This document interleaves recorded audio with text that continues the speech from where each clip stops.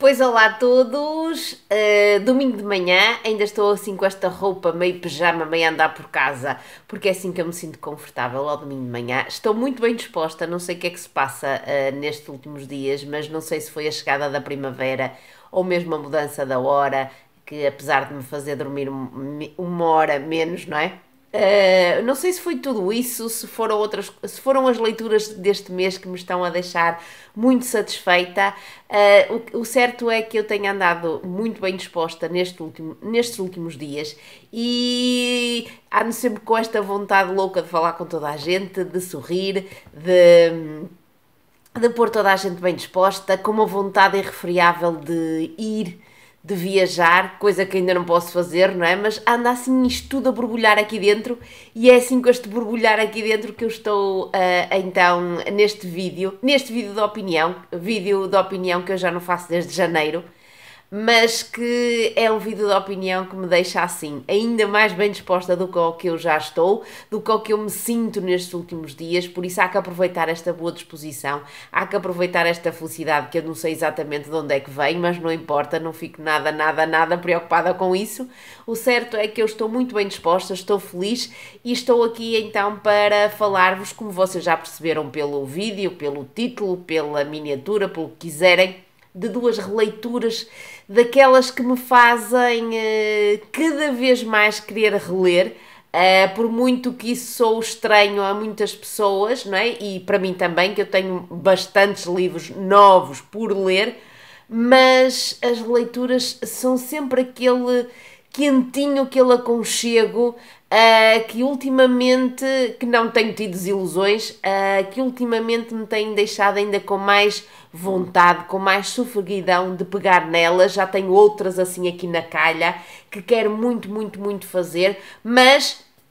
este vídeo não só é para eu falar-vos dessa vontade, mas é sobretudo para mostrar-vos as duas releituras que eu fiz durante este mês de março e que me deixaram ainda mais feliz,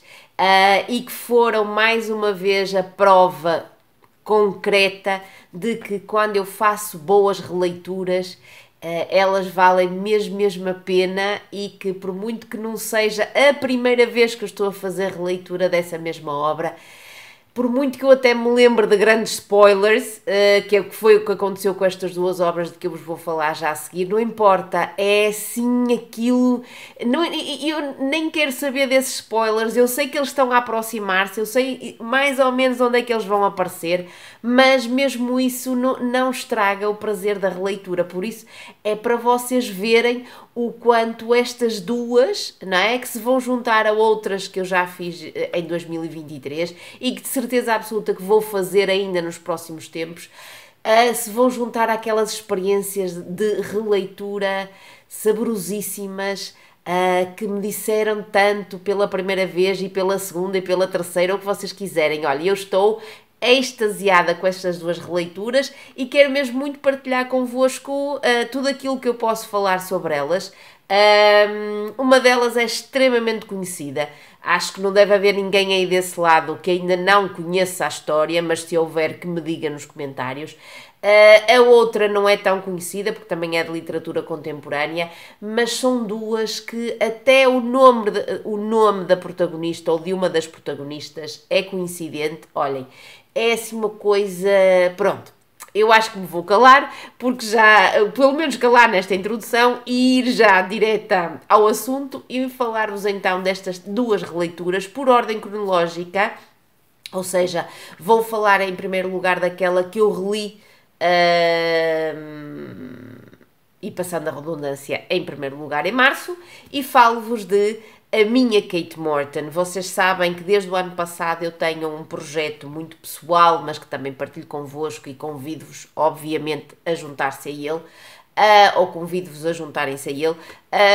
que é reler aquilo que eu tenho de Kate Morton. Eu sei que Kate Morton está prestes a publicar agora em abril, creio eu, a sua nova obra. Não sei quanto tempo é que ela demorará a chegar a Portugal, e oxalá que chegue, porque a penúltima obra que Kate Morton publicou nunca chegou ao público português. Também não foi aquela que eu mais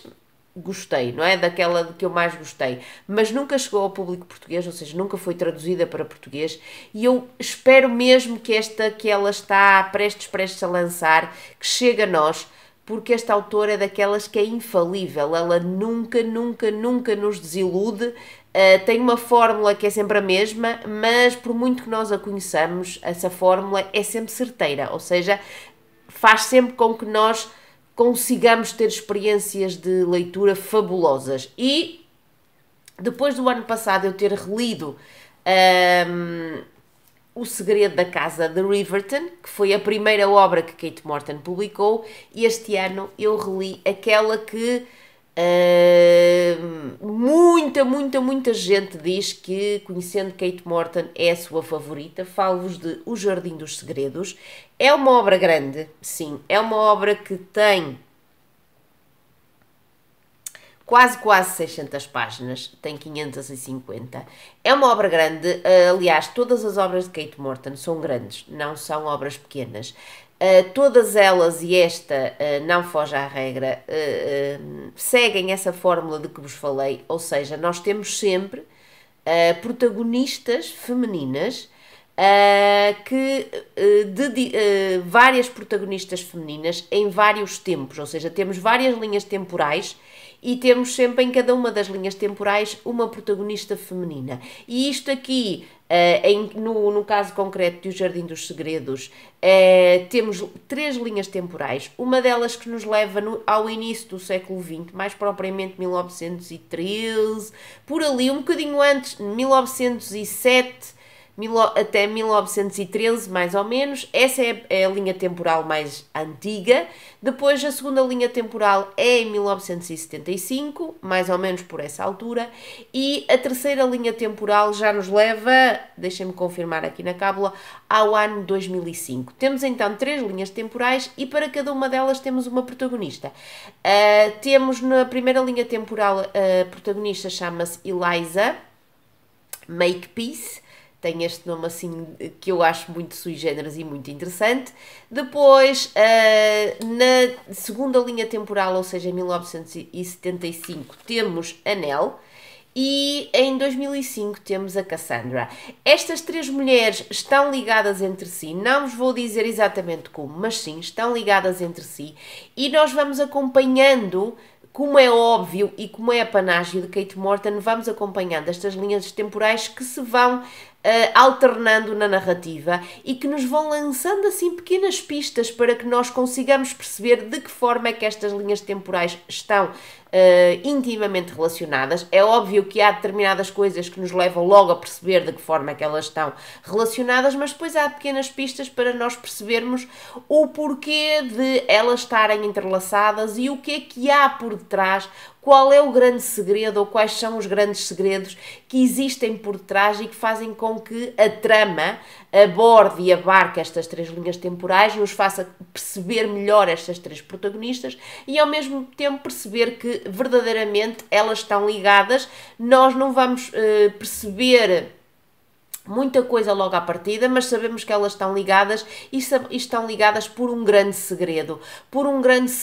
grande mistério que nós queremos à viva força saber qual é e que nos leva a virar a página uma atrás da outra e nos prende a atenção e faz com que uma obra grande como esta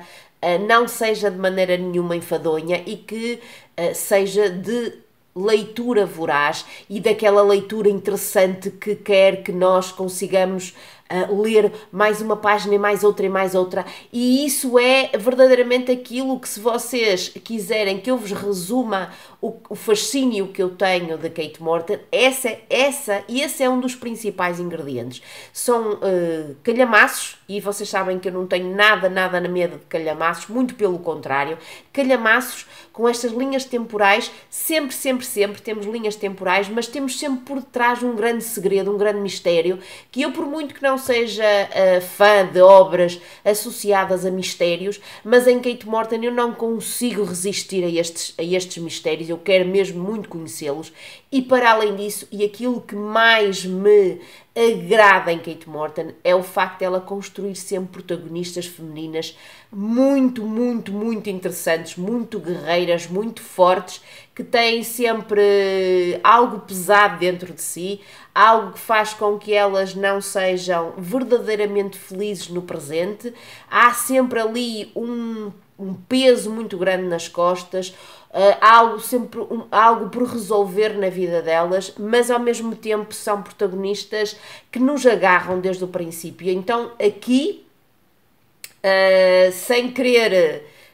menosprezar as outras, aquela que mais nos agrada, ou pelo menos aquela que mais me agradou, foi a Eliza. A Eliza é das protagonistas mais arrebatadoras e mais interessantes e mais inesquecíveis de Kate Morton, sem qualquer dúvida, por tudo o que ela é, pelo facto de ela ser uma mulher do início do século XX, por todas aquelas barreiras que havia à condição feminina e que nela, pelo comportamento dela, por tudo aquilo pelo qual ela já passou, por tudo aquilo que ela faz para refugiar-se dessa dor que a acompanha, por toda a entrega que ela tem em tudo o que ela faz e em tudo que ela conhece, sejam pessoas, ou sejam ações, ou sejam objetos, ou sejam espaços, ou seja o que for. Esta Eliza conquista-nos verdadeiramente e a mim deixou-me completamente extasiada mais uma vez. As outras duas também, mas a Eliza acaba por ofuscá-las um bocadinho e é maravilhoso nós acompanharmos a vida dela, o pouco que nós vamos conhecendo da vida dela, porque nós não a conhecemos desde o início, desde que ela é bebê,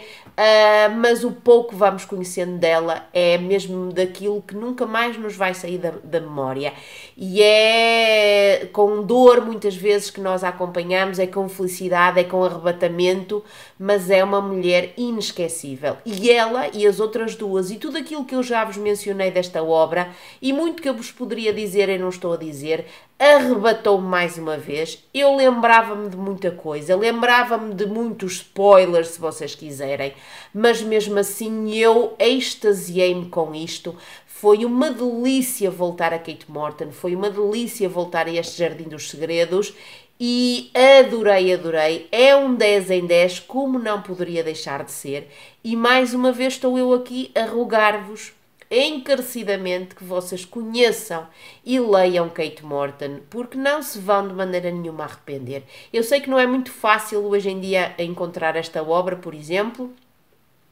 mas usem todos os artifícios que vocês e artimanhas que vocês possam pensar para encontrar esta obra, para lhe deitar a mão, para a ler, porque não se vão arrepender de maneira nenhuma. É uma coisa maravilhosa. 10 em 10 e foi uma das razões pelas quais este mês está a ser tão bom em termos literários e está a ser tão bom em termos pessoais para me deixar assim tão feliz como eu estou hoje, por exemplo. A segunda releitura que eu fiz não foi para um projeto muito pessoal, foi para participar no projeto da minha homónima, a Aninha, dos sonhos de uma leitora, que nos convidou e que continua a convidar-nos durante este mês de março para lermos clássicos, para lermos ou para relermos. E eu então decidi que este março iria arrancar com a minha vontade de ler ou reler, que é o que acho que vai acontecer com quase todos, mas de ler ou de reler todos os volumes que eu adquiri da coleção da RBA, aquela coleção lindinha que anda por aí, de livros lindinhos, com umas capas maravilhosas. E então a minha vontade é ler / reler todos esses clássicos que eu adquiri dessa coleção. E o primeiro foi Orgulho e Preconceito, e eu aceitei o convite da Ana, como não, e então, além de aceitar o convite dela, decidi começar a releitura dessa obra de Orgulho e Preconceito em março, ou seja, de começar o meu projeto de ler e de reler esses volumes que eu tenho da coleção RBA e de começar pelo primeiro, que é nada mais nada menos que Orgulho e Preconceito. No entanto, não li o volume que eu tenho da RBA para não estragá-lo, e li este que também mora nas minhas estantes. Não me importa nadinha de ter algumas obras repetidas, e esta é uma delas. Tenho esta edição da Editorial Presença, já tinha quando adquiri o primeiro volume da coleção RBA, mas não me importei de maneira nenhuma de o ter repetido. Aliás, não é o único, eu também tenho um monte dos vendavais repetido, numa edição também da Editorial Presença e dessa coleção da RBA. Mas voltando aqui ao Orgulho e Preconceito, foi então com muita vontade que eu voltei a esta história. Esta história que eu acho que toda a gente conhece. Toda a gente conhece, nem que seja por ter lido, nem que seja por ter visto a adaptação a filme com a Keira Knightley, que acho que é a última versão que anda por aí, nem que seja como eu, que na altura em que andava na faculdade, viu na RTP a adaptação a série desta obra da BBC, como eu já disse, deu na altura com o Colin Firth a fazer de Mr. Darcy, e que me fez, a mim e as minhas amigas, a babarmos completamente por ele. Aliás, eu tenho uma paixão pelo Mr. Darcy, não só pela personagem da obra, mas também por todo o homem que eu já via a fazer de Mr. Darcy, sobretudo o Colin Firth. Adoro, babo, ainda hoje babo literalmente. Vocês sabem que eu tenho assim um bocadinho de fascínio por tudo aquilo que é bad boy. E o Mr. Darcy é um bocadinho de bad boy do século XIX e eu não lhe consigo resistir, mas como eu estava a dizer, é quase impossível haver alguém que não conheça a história de Orgulho e Preconceito, por tudo o que há, porque é um clássico intemporal, não é? E também por todas as adaptações que já foram feitas a filme e a série desta obra de Jane Austen, que é a sua mais conhecida. É aquela que é considerada a que toda a gente mais gosta e mais conhece. Não sei se será a sua obra-prima, mas para mim é aquela que, se falando em Jane Austen, me vem à cabeça em primeiro lugar. É óbvio que eu já tinha lido esta obra mais do que uma vez, mas todas as experiências que eu tinha tido de leitura de Orgulho e Preconceito não tenham sido muito satisfatórias a nível de tradução. Porque a primeira vez que eu li Orgulho e Preconceito foi de uma obra já dos meados do século XX, muito antiguinha, e que tinha uma tradução para português do Brasil, nada contra, mas pronto, prefiro, e perdoem-me os meus seguidores brasileiros, mas prefiro ler em português de Portugal. É normal, como eu acho que é normal para os brasileiros lerem em português do Brasil. E depois a segunda obra que eu tive o segundo livro que eu tive desta obra era da Bookit, e a tradução também não era de maneira nenhuma a mais favorável, e então eu estava com algum receio de me desiludir um bocadinho com o que eu encontraria aqui em termos de tradução, mas ainda bem que eu tenho esta edição, porque eu gostei muito desta tradução. Pode até nem ser a melhor, não sei, mas gostei muito da tradução, acho que está mesmo muito boa, pois tem algumas notas em rodapé que me ajudaram a entender determinadas coisas da época e determinadas coisas da sociedade inglesa, etc, da época, não é? Gostei mesmo muito da tradução e foi um alívio pegar nesta obra e embrenhar-me nela sem ter esse receio de torcer o nariz ou revirar os olhos face a alguma coisa que eu achasse que a tradução estava a prejudicar. Entrei muito bem, aliviada e ao mesmo tempo sabendo que quase tudo aquilo que eu iria encontrar aqui, por aquilo que eu me lembrava das minhas leituras, e também pelas adaptações, não foi nada de novidade aquilo que eu encontrei aqui, de maneira nenhuma, mas mesmo assim, olhem. Olhem, eu li isto com um deleite e com um prazer que é às vezes quase difícil de explicar. Porque para quem conhece tão bem a história como eu conheço, deste Orgulho e Preconceito, as personagens, de que forma é que elas se conhecem, como é que eu ia dizer, a famosíssima família Bennet, as suas 5 filhas, o pai Bennet e a mãe Bennet, e depois todas as personagens que vão entrando na vida, ou que já estavam na vida desta família Bennet, eu lembrava-me disso tudo.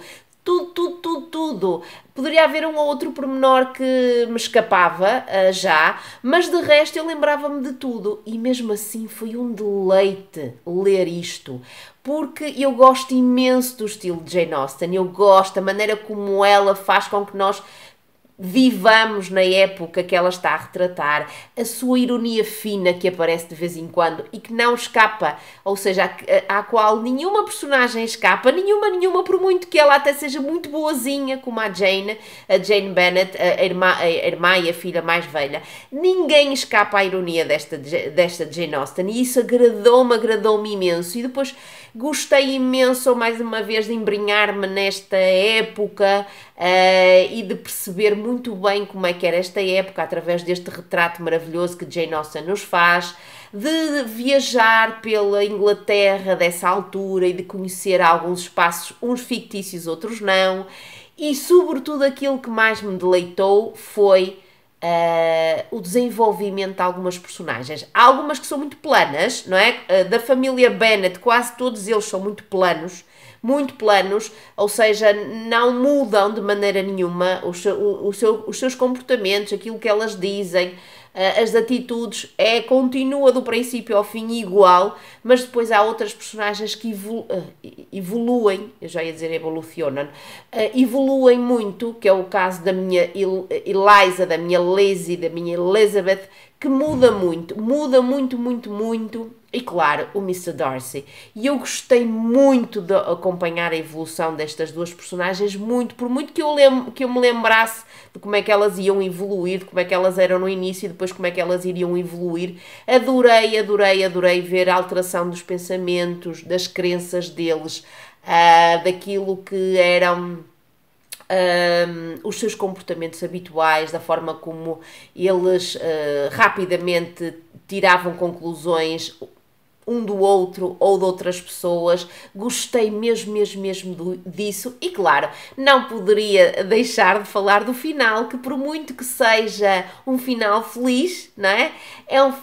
Não, por muito não, mesmo que seja um final feliz, é daqueles que me deixa extasiadíssima, contente e que fez com que eu, mais uma vez, por muito que eu já conhecesse isto de trás para a frente, adorasse reler esta obra. Foi uma delícia, e eu só vos posso aconselhar, foi um 10 em 10, amei voltar a Jane Austen, amei voltar a este Orgulho e Preconceito, amei voltar a estas personagens, a esta época, amei, e se vocês são daqueles pouquinhos, ou daquelas pouquinhas que ainda não leram Orgulho e Preconceito, tenham uma oportunidade, vale mesmo a pena, não é uma obra assim densa e complexa, não, o estilo é muito fácil, os capítulos são muito curtos, é mais uma vantagem desta obra, não tem nada daquelas descrições, às vezes muito extensas, como nós encontramos em muitos clássicos, não. É uma obra que se lê muito fluidamente, com esses capítulos muito curtinhos, com sempre alguma coisa a acontecer e vale mesmo a pena. Eu acho que é uma belíssima porta de entrada nas obras de Jane Austen. Adorei,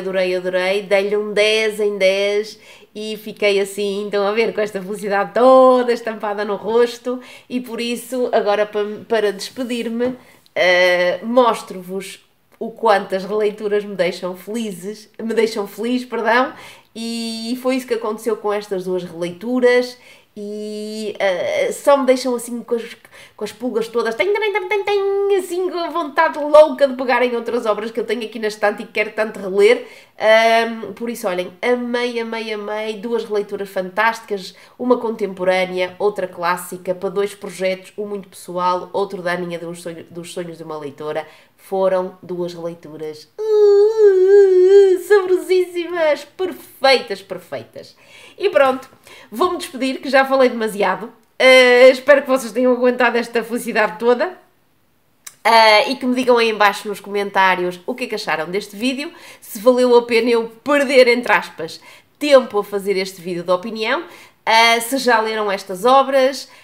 se concordam comigo em questões de releituras ou não, ou no que diz respeito à pontuação que eu dei a estas duas obras mais uma vez. O que vocês quiserem, deixem sim aí um comentário, nem que seja um beijinho, e eu retribuo-vos muito, muito, muito esse beijinho.